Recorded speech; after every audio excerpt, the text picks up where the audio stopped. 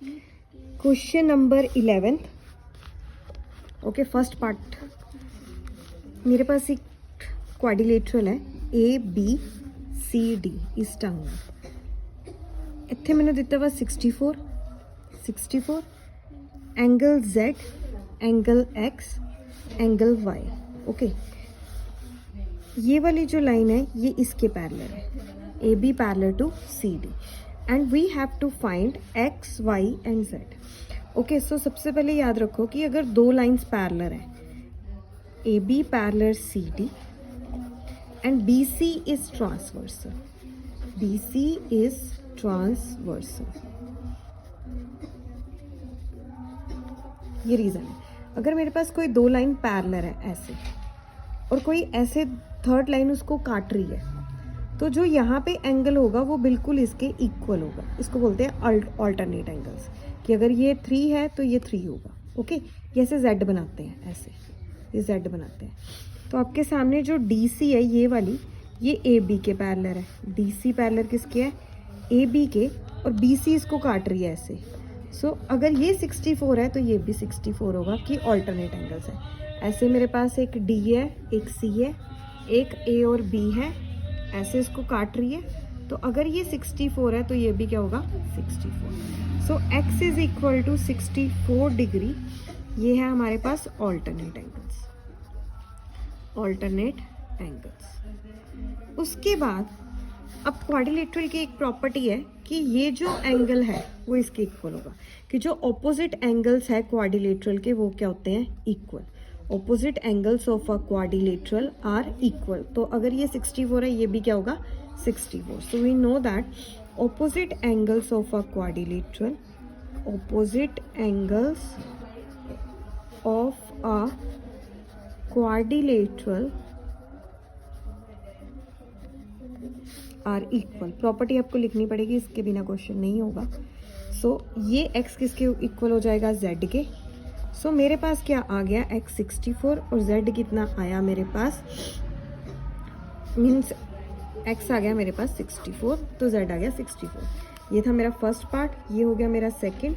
अब थर्ड कैसे होता है कि ये जो दो एंगल्स हैं एडजेसेंट, मतलब एक लाइन ऐसे है, एक ऐसे है, तो ये जो दो एंगल्स हैं इन दोनों का सम होता है 180 डिग्री। सो ये जैसे ये क्वाड्रिलेटरल है, एक यहाँ पे एंगल है और एक यहाँ पे एंगल है, इन दोनों का सम होगा 180 डिग्री, क्योंकि ये एडजेसेंट एंगल्स हैं। ऐसे एक फिगर है, एक यहाँ पे एंगल बन रहा है, एक यहाँ पे, ये आपस में बन रहे हैं, ये एडजेसेंट एंगल्स है। अगर यहाँ पे एक एंगल बन रहा है तो दूसरा यहाँ पे है, तो ये एडजेसेंट है, आसपास। Okay, so we know that sum of adjacent angles of a quadrilateral, adjacent angles of a quadrilateral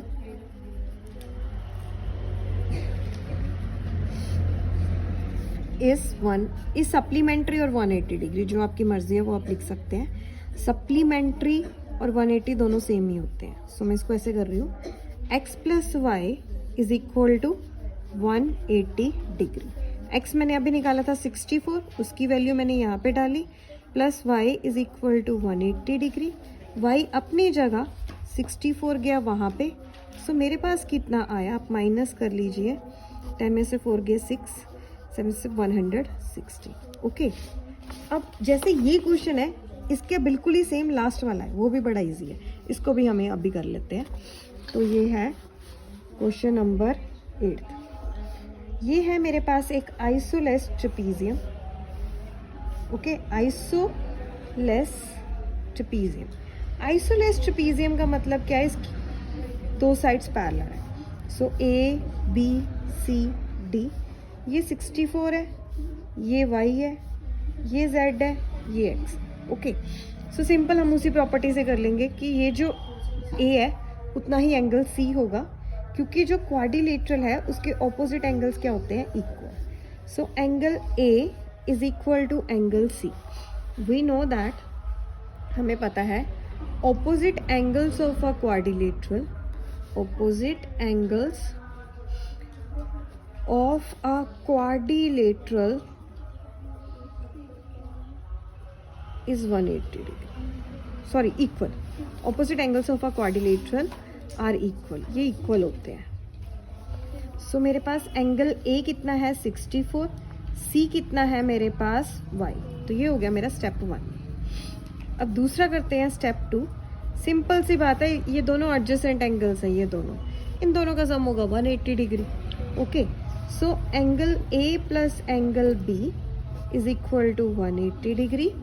some of adjacent angles of a quadrilateral I will take quadrilateral is 180 degree. So angle A है मेरे पास 64, x मेरे को निकालना है। So x कितना आया 180 minus 64, minus कर लो आप 180 में से 64, 10 में से 4 गए 6, 7 में से 6 गए 160। अब सीधी सी बात है, स्टेप 3 में सिंपल सी बात है, अगर ये आपका 116 है तो ये भी 116 होगा, इक्वल होंगे। x is equal to z, same property जो मैंने यहाँ पे लगाई थी कि opposite angles of a quadrilateral are equal. So x आया मेरे पास 116, z भी आ गया सेम। तो ये ऐसे होना है, ये तीनों चीज़ें आपने याद रखनी है।